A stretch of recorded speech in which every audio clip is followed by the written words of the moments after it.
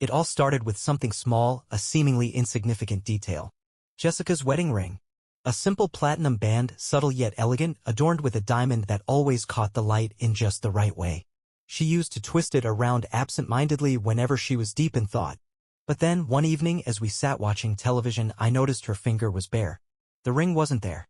At first, I assumed she had taken it off, maybe left it on the coffee table, the kitchen counter, or the bedside drawer where she sometimes placed it before cleaning or showering. But it was nowhere to be found. Trying to keep my voice neutral, I asked, "Where's your ring?" She didn't even glance up from her phone. That device had become an unwelcome presence between us, something I had grown to resent. Her response came too quickly. "Oh, it's at the jeweler's," she said, still staring at the screen. "Needed a resize." That made me pause. A resize? After 7 years? I frowned, but before I could say anything, she finally lifted her eyes, a flicker of irritation crossing her face. "Yeah, fingers change, don't they?" Her explanation didn't sit right with me. Jessica's fingers hadn't changed, at least not from weight loss or gain. If anything, she looked even more put together lately, fitter, more polished. She had been exercising more, experimenting with new looks, spending extra time in front of the mirror.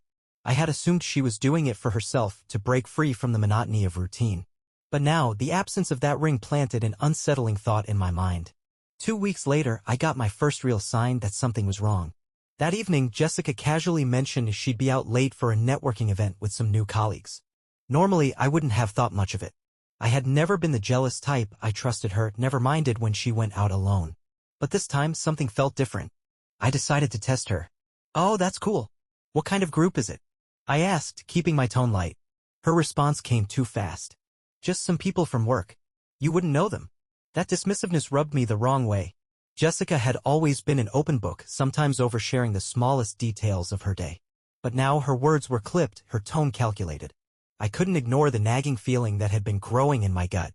So, the following Saturday, I decided to find out the truth for myself. It took some careful planning, checking her planner when she wasn't looking, keeping track of her favorite new restaurants, piecing together little details she had mentioned absent-mindedly. Soon enough, I had a good idea of where this networking event might be. And I was right. The moment I walked into the bar, I spotted her. But she wasn't with a group. Not even with a coworker. Jessica was leaning into a man I had never seen before. Her hand rested on his arm, her laughter too relaxed, too familiar. For a moment, I froze. My mind refused to process what I was seeing. This can't be real.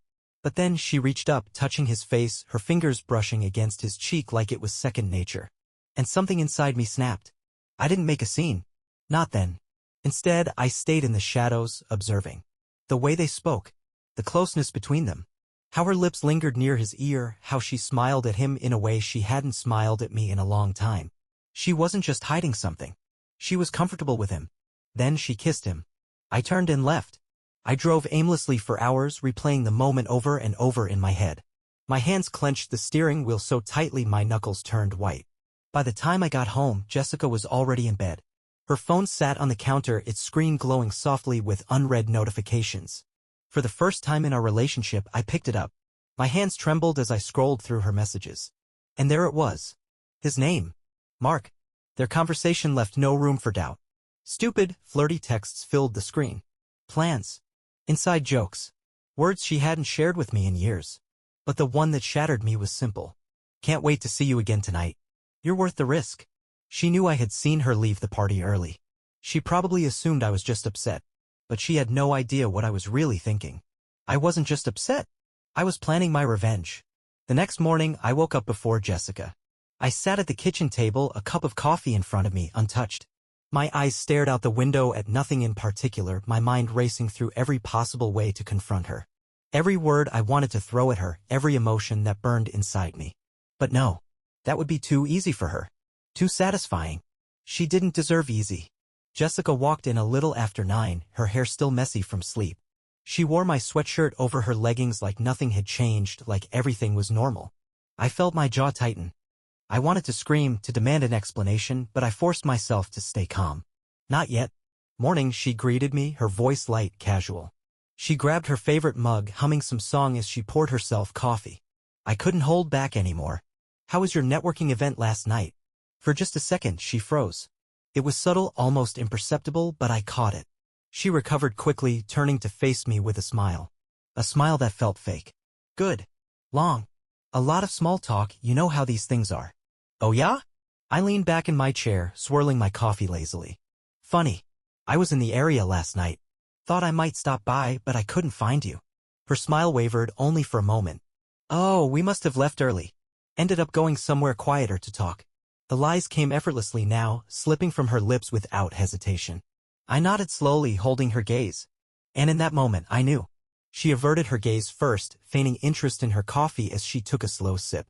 That's when my eyes landed on it, the red dress from the night before, draped carelessly over the chair near the door. It was wrinkled as if she hadn't bothered to hang it up. But more than that, something dark stained the collar. Lipstick? No. Jessica never wore anything but neutral shades. That mark wasn't hers. Rising from my seat, I strode past her and picked up the dress. Behind me, she tensed. My voice was quiet but firm. You're getting careless, Jess. Her head snapped in my direction, momentary confusion flashing across her face before she masked it with her usual composure. What are you even talking about? I held up the dress, my fingers tracing the faint stain. This. It's not yours, is it?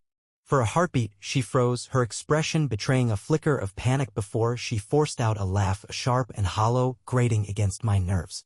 Are you seriously making accusations over a tiny smudge? It's wine. From dinner. Don't be ridiculous. She crossed the room, yanking the dress from my grasp with an audacity that made my fists clench. I swallowed back the urge to challenge her outright. Instead, I let my expression relax just enough to give her the illusion she had won. Wine. Of course. Makes sense. But I saw the truth in her reaction. She was lying. And she knew that I knew. Later that afternoon, I decided to push things further. The moment she stepped into the shower, I seized the opportunity. Her phone had been locked the night before, but she had always been careless with certain things. Her laptop, for instance. Sure enough, her email was still logged in. And there it was laid out before me like a cruel gift from fate. An entire conversation thread with Mark. Flirtations, details of their meetings, plans for future ones. He wasn't just a passing distraction. He was a constant. As I closed the laptop, the bathroom door creaked open. Jessica stepped out wrapped in a towel, droplets of water slipping from her hair onto the hardwood floor. She froze the instant she saw me sitting on the bed, her laptop beside me. I didn't smile. I didn't speak. I only stared long enough for the silence to stretch and settle heavily between us. Her eyes flicked to the laptop. She swallowed. What? The word came out forced, a flimsy attempt at innocence. Slowly, I stood, brushing past her just close enough for my voice to reach her ears. You'll find out soon enough. She called my name as I left the room, but I didn't stop. Let her panic. Let her scramble. The game had begun, and she had no idea she was already losing. For the rest of the day, Jessica hovered around me, her usual carefree demeanor replaced by an almost suffocating tension. Every question she threw my way, "What are you doing? Why so quiet today?" dripped with unease. She knew something was off but had no idea what I had uncovered. And that uncertainty gave me the advantage. Around 8 in the evening, she casually announced that she was heading to the grocery store. I barely looked up from the football game playing on the screen, one I wasn't actually watching. With a short nod, I let her believe I was distracted. The second I heard her car roll out of the driveway, I sprang into action. The laptop had given me information, but I needed something irrefutable, something that would shatter every excuse she might concoct. I went straight to her dresser, the one she always kept unnaturally organized. It wasn't about tidiness, it was about control. A space meticulously arranged to conceal secrets. And I found one almost immediately. Tucked deep inside an old shoebox beneath a pile of scarves she hadn't touched in years was a second phone. My pulse pounded as I turned it over in my hands, wondering how I had overlooked it for so long. I powered it on. No password. Amateur mistake, Jess. Messages. Photos. Locations. All right there, unguarded. Mark's name was pinned at the top of her messages, their texts weaving a narrative that made my stomach churn. Pet names. Conversations about their little getaways. Plans for trips she had never once mentioned to me. And then the photos. Selfies of the two of them at a bar, at the gym, in his car. But one image stood out. Jessica, draped in that unmistakable red dress, Mark's arm wrapped around her waist possessively. My grip tightened on the phone. A rush of anger surged through me, but I didn't give in to the impulse to throw it against the wall. Instead, I forced myself to focus. Screenshots. Evidence. This was no longer about confronting her. It was about control, about ensuring she had no way to manipulate her way out of this. Half an hour later, Jessica returned, balancing grocery bags as she walked through the door, humming like nothing had changed. As if she hadn't just spent the evening living a double life. I remained composed, waiting until she stepped into the kitchen before speaking. How was the store? My voice was neutral, almost casual. She shot me a quick glance, likely assessing my mood. Fine. They were out of the almond milk I liked, though. I tapped my fingers lightly against the counter. You left your laptop open earlier. Her movements stilled, a can of soup in one hand, a loaf of bread in the other. For a moment, she didn't move. Then, just as quickly, she recovered, setting the items down with a forced laugh. Oh, had I been in the middle of something? I didn't answer. Instead, I simply held up her second phone, letting it dangle from my fingers. The moment she saw it, the color drained from her face. Where did you find that? She asked, her tone sharp, the pretense in her voice gone. Where do you think? I replied, leaning against the counter. Better question, how long were you planning to keep this hidden? Or did you really think I was too clueless to notice? Her mouth opened and closed as if she were struggling for air, searching for words she couldn't find. It's not what it looks like. Oh, it's exactly what it looks like. My voice rose, no longer restrained. The anger I'd been holding in all day surged to the surface, and before I could stop myself, I slammed the phone onto the counter. You've been sneaking around with Mark, lying straight to my face, and you couldn't even be bothered to cover your tracks properly. What is wrong with you? Jessica's eyes darted between the phone and me. Her usual quick-witted excuses were nowhere to be found.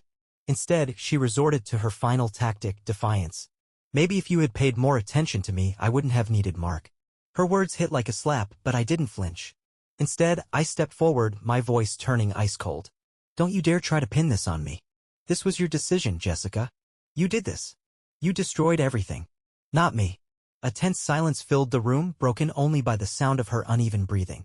Then, without another word, she snatched the phone and stormed out of the kitchen, muttering something about needing space. I let her go. Let her think she still had some control. Because while she was upstairs, hiding away and texting Mark to salvage whatever she could, I was already preparing my next move. The sound of her footsteps faded behind the slammed bedroom door, but I stayed put. My hands were clenched so tight that my knuckles ached, yet I wasn't about to stop now. Jessica believed she could regroup, rewrite the story, twist things to suit her. Not this time. As muffled footsteps echoed above, I looked down at the second phone still in my hand. She had snatched it back, but she hadn't realized I had swiped it again when she wasn't paying attention. Their messages were my next target, but I wasn't just looking for their chat history. I needed to know exactly who Mark was. If he thought he could step into my life and take what I had built, he was in for a rude awakening. I scrolled to the very beginning of their conversation. It started off harmless enough, just a discussion about a mutual project. But then I found what I needed. At the top of one of the emails Jessica had forwarded to herself, Mark's full name was displayed. That was my key. I grabbed my laptop and began searching. Facebook, LinkedIn, Instagram, and there he was. Mark was a walking cliché. His Instagram was a carefully curated showcase of gym selfies, overpriced steak dinners, and inspirational quotes about ambition and success. He even had a highlight reel labeled My People, and Jessica's face appeared in more than one clip. My blood boiled as I watched the videos. In one, she laughed while Mark held the camera too close to her face. In another, she was sitting on his lap at a party, her head thrown back like she didn't have a single worry. The captions?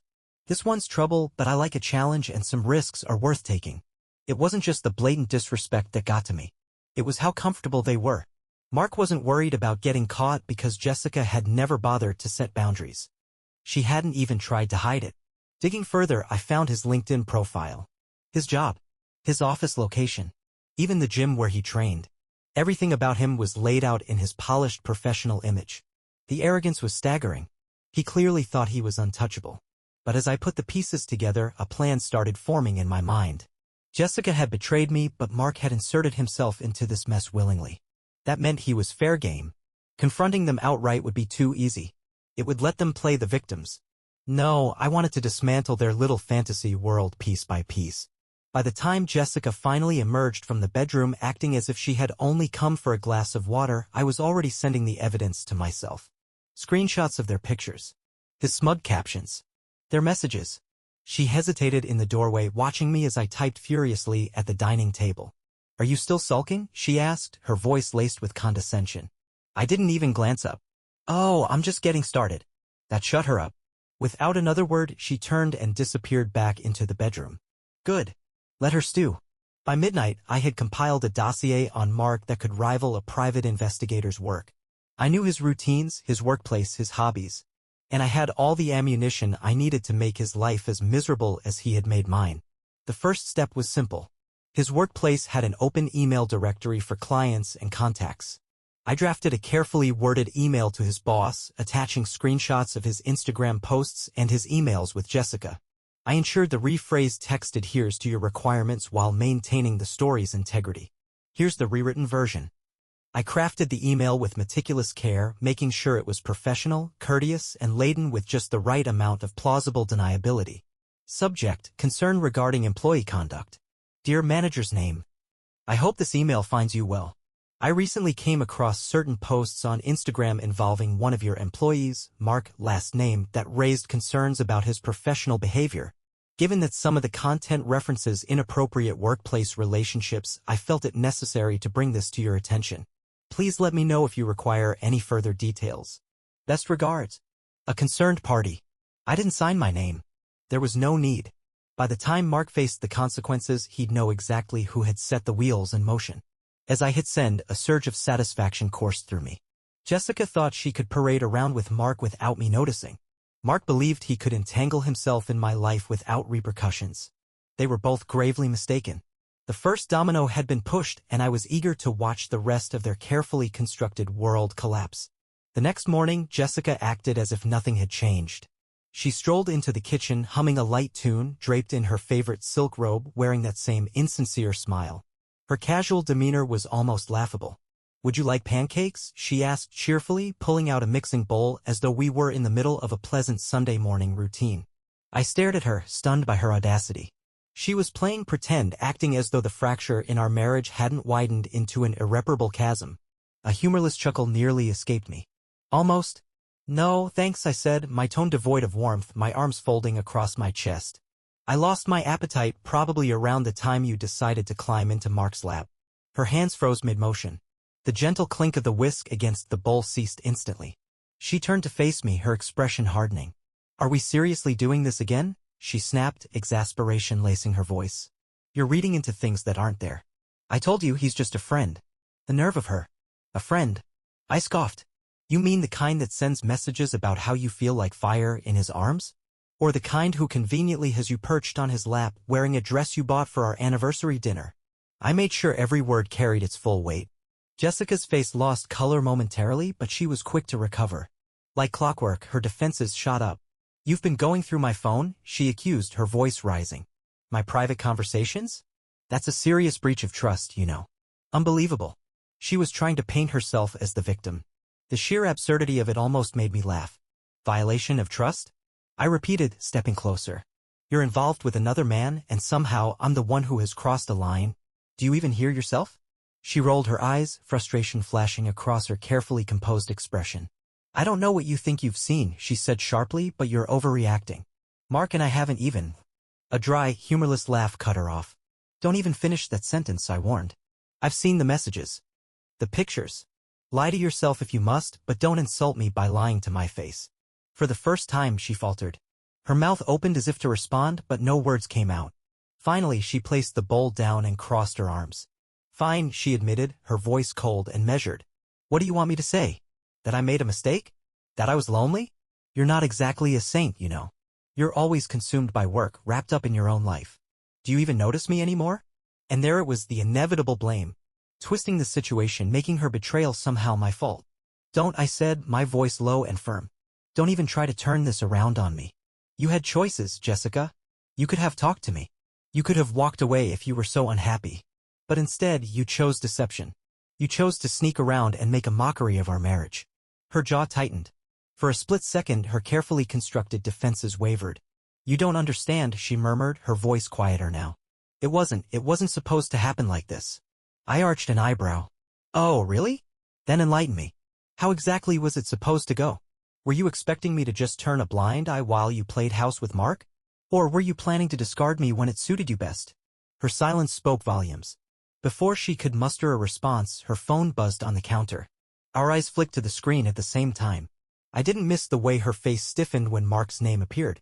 Go ahead, I said, nodding toward the phone. Answer it. Better yet, put it on speaker. Let's hear what your friend has to say. She hesitated, her fingers hovering just above the screen. Then, without a word, she swiped to silence the call, quickly tucking the phone into her pocket. I let out a bitter laugh. Yeah, I said, shaking my head. That's what I thought.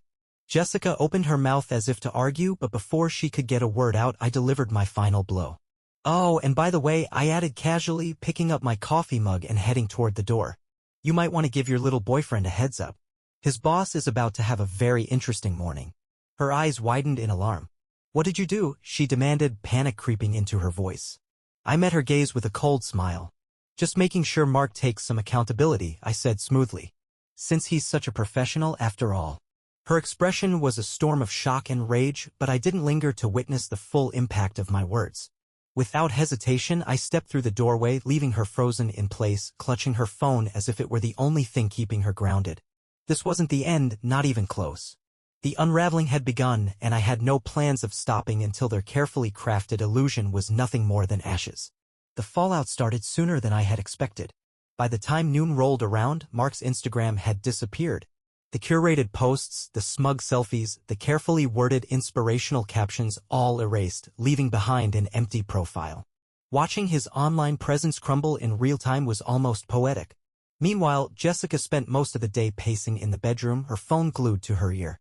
She had shut the door, likely thinking it gave her privacy, but the walls weren't thick enough to mask the tension in her voice.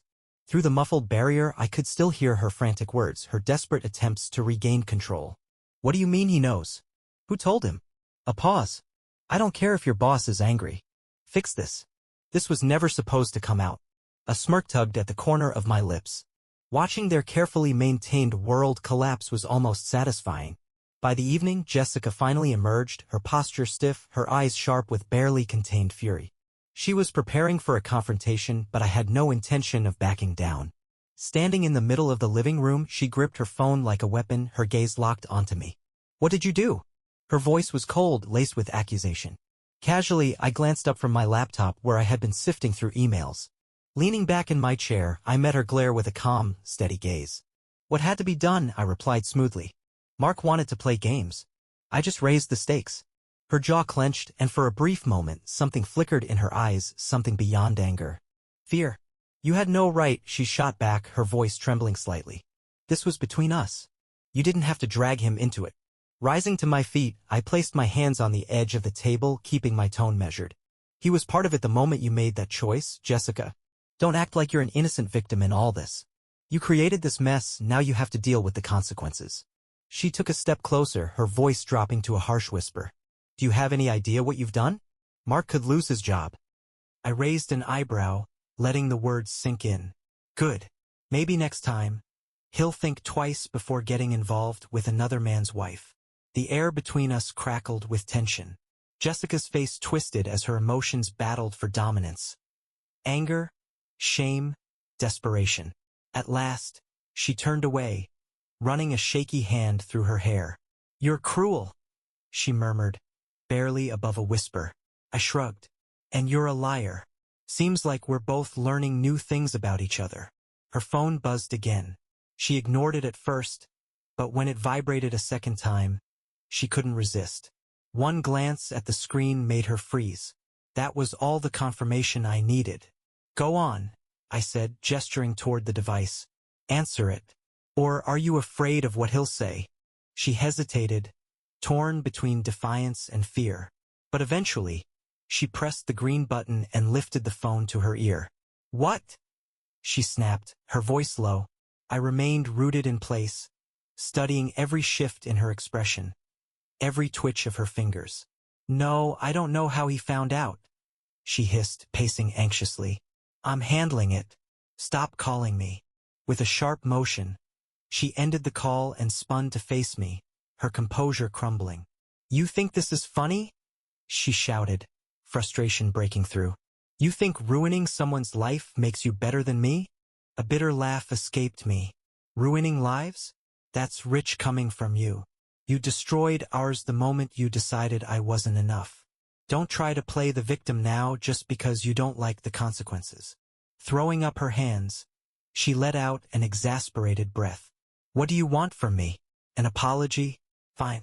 I'm sorry. I'm sorry I got caught. I'm sorry you weren't interesting enough to keep me loyal. There. Happy. Her words hit like a wrecking ball, but I refused to let it show. Instead, I met her gaze with a cold, detached smirk. Thank you, I said simply. She frowned, confused. For what? For proving exactly who you are. I walked past her without another glance. Now I don't have to feel guilty for what comes next. She called after me, but I didn't stop. My focus had already shifted. This was no longer just about Jessica or Mark. It was about making sure I emerged from this chaos stronger, while they were left to deal with the wreckage they had created. And I was only getting started. Jessica's mask was slipping faster than I anticipated. The calm, collected persona she once maintained had been replaced by nervous energy and secretive whispers.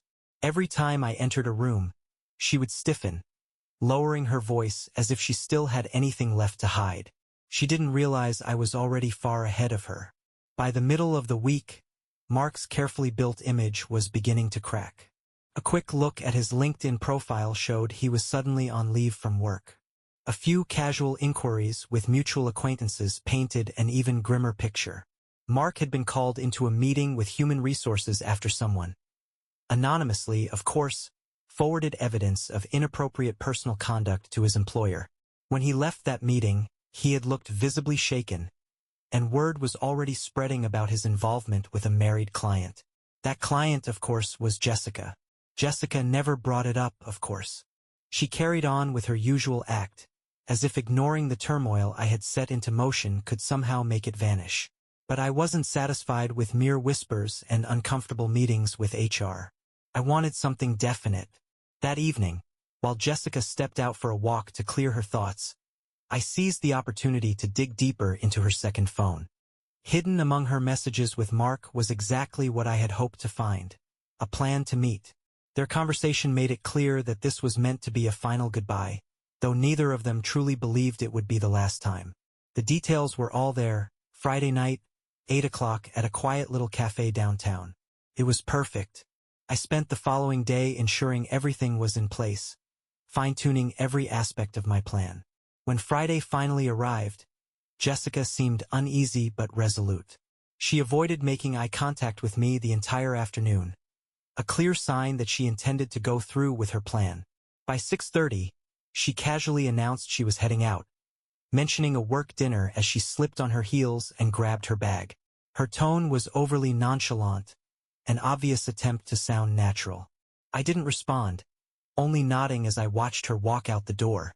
The moment her car disappeared down the road, I grabbed my keys and followed. I didn't drive straight to the cafe but parked a block away, waiting. Soon enough, Jessica arrived and stepped inside. Through the window, I saw Mark was already there, seated in the corner, his posture rigid with tension. The moment Jessica joined him, her face lit up in a way I hadn't seen in months. That feeling stung. I won't deny it. Watching her gaze at him the way she once looked at me made my stomach twist. But I swallowed the emotion down. This wasn't the time to lose focus. I stayed in my car, snapping photos from a distance, capturing their intimate little reunion. They weren't exactly cautious. Jessica leaned in close, her hand grazing Mark's arm, her posture open and inviting. He, on the other hand, appeared nervous, frequently scanning the cafe as if half expecting someone to storm in. Someone like me. But I wasn't about to confront them. No, I wanted them to believe they had gotten away with it. I waited until Jessica left, watching her car disappear into the night, before tailing Mark to his next destination. Home. He lived in a modest suburban rental, and I parked a few houses down, watching as the lights flicked on inside. Then I made my move. When Mark answered the door, he looked drained, his skin pale with exhaustion. But the moment he saw me standing there, his expression shifted from weariness to pure panic. "We need to talk," I said, stepping forward before he could shut the door in my face. He stammered, struggling to gather his words. "Look, I don't know what you think. Save it." I cut in sharply.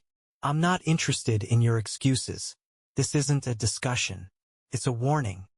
He blinked, his confusion evident as unease settled over him. You've already lost your job, I continued, my voice calm yet unwavering. But if you think this is over, you're wrong. Stay away from my wife. Do you understand? Mark lifted his hands defensively, his voice cracking slightly. I'm sorry. I didn't mean for any of this. I said, do you understand me? My tone was cold, leaving no room for negotiation. He swallowed hard and nodded quickly, his face drained of color. Yes, I hear you. I held his gaze for a few moments longer, letting the weight of my words settle in. Then, without another word, I turned and walked away, leaving him standing there, a shattered version of the man who had foolishly thought he could take my place. By the time I returned home, Jessica was already in bed, either asleep or pretending to be. Good. Let her lie there, convinced she had pulled off another deception. Tomorrow she would wake up to the next phase of my plan, and she wouldn't see it coming. The morning after Jessica's little meeting, I was up before dawn. The sun had barely risen, but my mind was already set on the next step. This wasn't just about revenge anymore. It was about bringing every one of Jessica's lies into the open, exposing them for what they were. She was still fast asleep when I set things in motion. I started with her closet, where her neatly arranged designer bags and scarves sat untouched. Inside one of her favorite totes, right where I had planted it, was the receipt from the cafe the night before. A printed bill, complete with Mark's name scrawled in the signature line. I placed it on the kitchen counter, right where she would see it first thing in the morning. The trap was set. Jessica finally emerged around 9:30, dressed in an oversized sweater, her face still groggy from sleep. She moved around the kitchen without sparing me a glance, pouring herself a cup of coffee, until her eyes landed on the receipt. She froze. "What's this?" she asked, her tone carefully neutral, though I could hear the tension creeping in. I shrugged, flipping through the morning paper as if it were of no consequence. "Looks like something you left in your bag." Her fingers trembled slightly as she picked it up, her gaze scanning the text. The moment she spotted Mark's name, the color drained from her face. "Why were you going through my things?" she demanded, her voice sharp and rising with anger. "Oh, I was just looking for proof of the work dinner you mentioned last night," I replied smoothly, keeping my eyes on the paper in my hands. I kept all the core details, restructured the text for a smoother flow, and ensured it aligned with general audience guidelines. Here's the rephrased version. I spoke with a light tone, as if I had stumbled upon something insignificant. "Guess I found it." Jessica slammed the receipt onto the counter with force, her expression twisting in anger. "Unbelievable. Are you spying on me now? Going through my things like some jealous?" "Stop." I cut in sharply, my voice firm. "We are way past pretending that this is somehow my fault. You lied, Jessica. Again. And this time, you weren't even careful enough to cover your tracks." Her jaw clenched, but she didn't deny it. For the first time, she looked truly trapped. "What do you want from me?" she snapped, her voice faltering ever so slightly. "An apology? Fine. I'm sorry. Okay? I'm sorry I messed up. I'm sorry I hurt you. But you've made your point. Can we just move on now?" A bitter laugh escaped me. "Move on? Do you honestly think this is something we can just pretend never happened? Do you even grasp the damage you've done? Or are you so caught up in your own illusion that you refuse to see it?" Her eyes flickered around the room, searching desperately for an excuse and escape, anything that might lessen the weight of the truth pressing down on her.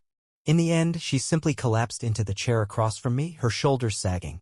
"I never meant for it to go this far," she admitted, her voice barely above a whisper. "But it did," I replied, my tone steady. "And now here we are. So tell me, what are you going to do about it?" Jessica lifted her gaze to meet mine, her eyes glassy with unshed tears. For a fleeting moment, I thought I saw regret. But then she spoke, and whatever hope I had left crumbled. "I don't know," she admitted. "I don't know if I can fix this. I don't even know if I want to." Her words landed like a dagger, twisting deep. "You don't know if you want to?" I echoed, my voice barely above a whisper. She shook her head, a single tear slipping down her cheek. "I never planned for any of this to happen. But the truth is, I haven't been happy for a long time. And I don't think you have either. I stared at her, the weight of her confession pressing down on me. This wasn't just about betrayal. It was rejection of me, of us, of everything we had built together. After a long silence, I rose to my feet, my movements slow, deliberate. Thanks for the clarity, I said, my voice void of emotion. It makes what I'm about to do a whole lot easier. Jessica frowned, confusion flickering across her face. What are you talking about? I didn't answer. Instead, I grabbed my jacket and walked out the door, leaving her sitting there, clutching that receipt like it was the last remnant of a life she had already destroyed. I had no idea where I was going, but I knew one thing, there was no repairing this. The mirror had shattered, and trying to piece it back together would only leave me bleeding. The only thing left was to pick up the sharpest fragments and sever the last remaining ties between us. For a while, I just drove, the hum of the engine and the steady rhythm of the tires the only things anchoring me. Jessica's words echoed in my mind, I don't think I want to fix this. It wasn't just the betrayal anymore. It was the finality of it. She had made her choice. And for the first time, I realized I wasn't angry. I was free. By the time I pulled into a small park, the sun hung high in the sky. I found a worn wooden bench, sat down, and pulled out my phone. Everything I had gathered, the evidence, the screenshots of messages, the pictures, and, of course, the receipt from their little cafe date was all neatly stored in a folder. I scrolled through it one last time. A small part of me considered just deleting everything and walking away. But then I thought about the lies, the disrespect, the audacity. No, she didn't get to escape without consequences. Opening my messaging app, I started a group text, Jessica, Mark, her family, and our closest friends. Subject, transparency. I typed, I think it's time everyone knows the truth. Jessica, this is for you, your messages with Mark, your meetups, your lies. You betrayed me in this marriage, and I deserve better than the web of deceit you spun. Consider this my formal goodbye. I attached every piece of evidence and hit send. The message was delivered. Just like that, it was no longer my burden to carry. It didn't take long for my phone to buzz. First, Jessica. Jessica, are you serious? What is wrong with you? You're ruining my life. I didn't reply. Then her sister, Laura. Laura, is this true? Oh my God. I can't believe this. Just said she was happy. What happened? I left that one unanswered too. Let Jessica explain it. Finally, Mark. Mark, what's your problem, man? Why drag everyone into this? That one got a response. Me, my problem? My problem is that you thought you could betray me and just walk away. Welcome to the consequences, Mark. I blocked him after that. The ripple effect spread quickly. By the time I returned home, Jessica was sitting on the couch, her face streaked with tears, her phone clutched in her hands. The moment I stepped through the door, she looked up at me with nothing but venom in her eyes. You ruined everything, she spat, her voice raw. Do you even realize what you've done? I set my keys down on the counter before turning to face her. She had just accused me of ruining everything, but I remained calm. No, Jessica, I said, my voice steady. You were the one who destroyed everything the moment you decided I wasn't enough for you. All I did was make sure the truth came to light. Her hands trembled and her breathing was uneven. A deep hatred flashed in her eyes as she hissed, I hate you. A bitter chuckle escaped me. Good. That makes this easier. Without another glance, I walked past her and headed straight for the bedroom. My suitcase was already packed from earlier that morning. I had only taken what I truly needed. When I returned, dragging the bag behind me, Jessica remained silent, watching but not stopping me. At the door, I hesitated for a moment, then looked back. My voice was softer this time, but firm. You're right, Jessica. I wasn't happy either.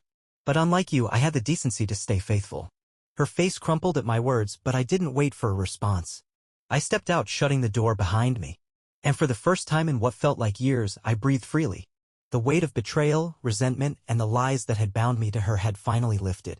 I had no idea what the future held, but one thing was certain, it would be on my terms without her. At first, I didn't go far. I checked into a modest hotel on the outskirts of town, just enough distance to clear my head without Jessica's presence looming over me. Sleep eluded me that first night. My mind raced, replaying everything that had happened, everything that still lay ahead. By morning, my phone was already vibrating with notifications. Jessica had sent more messages than I could count. Some were filled with rage, dripping with blame and accusations. You ruined my reputation. Everyone's calling me a cheater because of you. You're pathetic. Others took a different approach, attempting to manipulate me. You didn't have to do this. We could have fixed things. Please, just talk to me. We can figure this out. I ignored them all. What surprised me most were the messages from people around us. Friends, family, even acquaintances reached out, each offering their perspective. The first call came from Jessica's mother. Her voice was unsteady, struggling to comprehend the situation. "Is it true?" she asked, almost as if she hoped I would deny it. Every word, I answered simply. She sighed heavily. "I don't know what to say. I'm so sorry, but she's still my daughter. I didn't fault her for that." Family loyalty runs deep, even when the truth is painful. Then there was my best friend, Mike.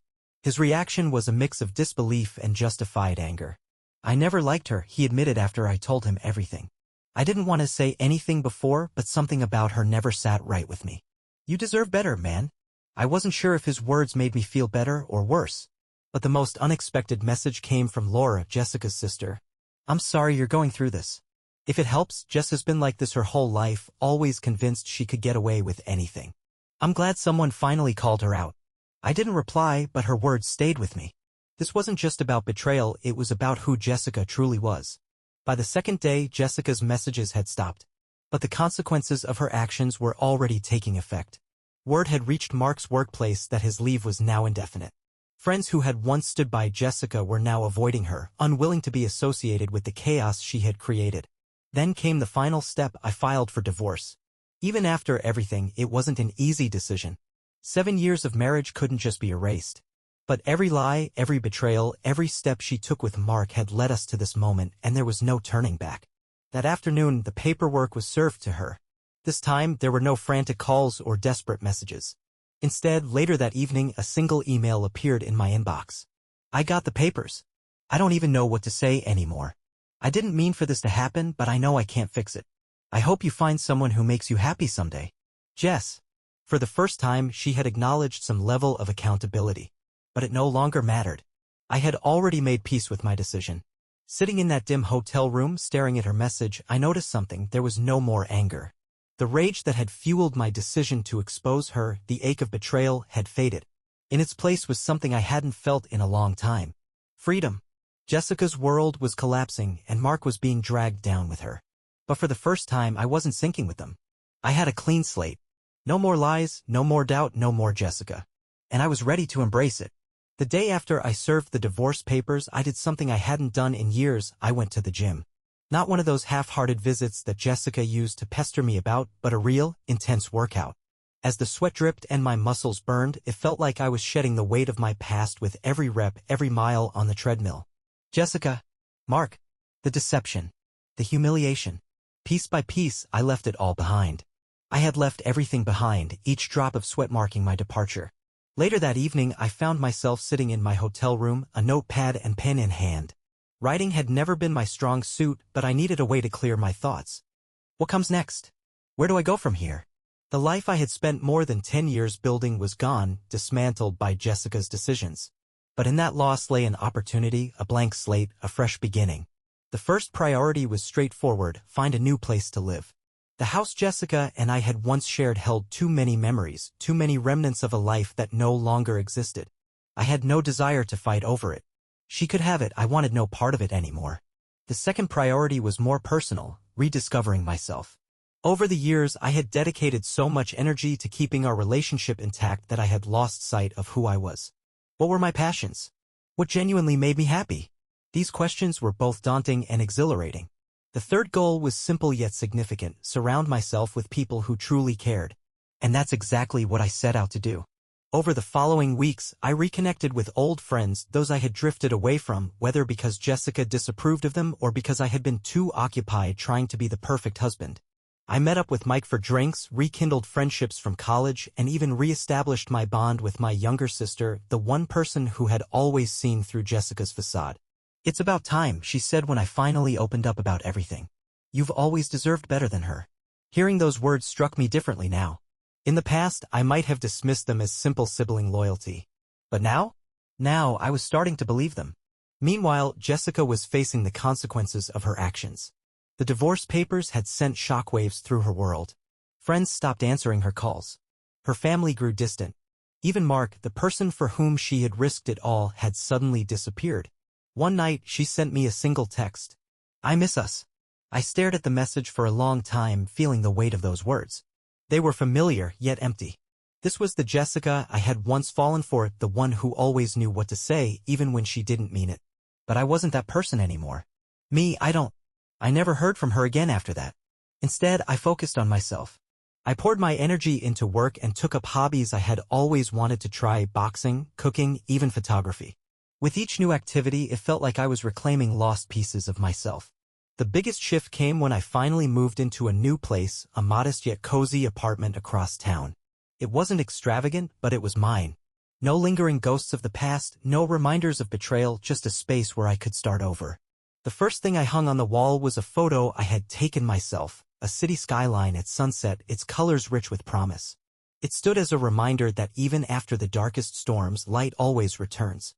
The life I once knew was gone, but for the first time in years, I was at peace with that. I was no longer running, no longer trapped in Jessica's deception or Mark's shadow. I was free. And for the first time, I was ready to move forward. Months passed. At first, living in a world without Jessica felt surreal: no tense dinners, no silent battles over her late nights, no waking up in the dark to find her glued to her phone.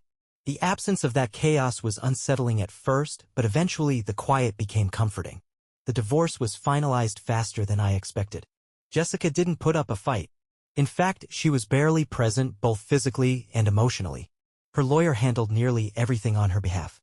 By the time it was over, the house, the ring, and all the remnants of our shared life were left to her. I held onto what truly mattered: my dignity, my independence, and the certainty that I would never again settle for someone who treated me as an afterthought. The final papers arrived on a rainy Thursday afternoon. Holding the envelope, I read the bold words, "Final Decree of Divorce." It should have felt like an ending. Instead, it felt like a beginning. I set the envelope aside and grabbed my keys. That evening, I drove to a lake I used to visit as a teenager. By the time I arrived, the rain had stopped, leaving the air fresh and crisp.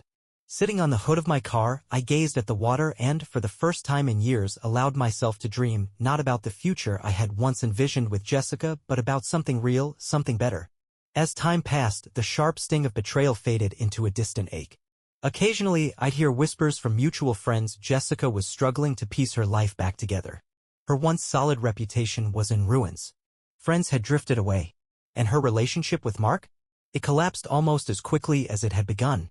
A part of me thought I should feel satisfaction at her downfall. But all I felt was pity.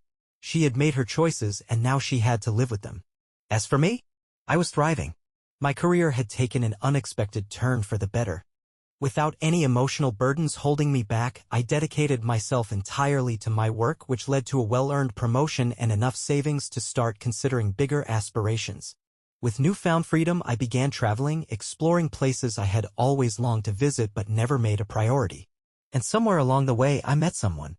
Her name was Claire. Our paths crossed at a photography workshop, of all places, where we both struggled to get the perfect shot during a sunset session. She laughed at my awkward attempts at humor, and in that single afternoon, I found myself smiling more than I had in the past 7 years. Claire was unlike anyone I had met before. She was honest, straightforward, no mind games, no empty promises. But most importantly, she made me feel seen, valued in a way I hadn't felt in years. We were taking things slow, letting things unfold naturally, but for the first time in what felt like forever, I felt something stir within me: hope. Looking back, I have no regrets. Not about the marriage, not about the heartbreak, and not even about how messy and public it all became. Each experience shaped me, teaching me invaluable lessons I might never have learned otherwise. I discovered the importance of trusting my instincts, standing up for myself, and never settling for anything less than what I truly deserved. For anyone going through something similar, here's what I want you to know: don't let someone else's betrayal define your worth. Don't remain in a place where you're undervalued, disrespected, or unseen. You are worth so much more, even if it takes time to realize it. No matter how overwhelming things may feel right now, there is always a way forward. And sometimes that path leads to something far greater than you ever imagined. For me, this journey, though painful and complicated, became something liberating. A fresh start. A road to a new life. And I have no intention of ever looking back.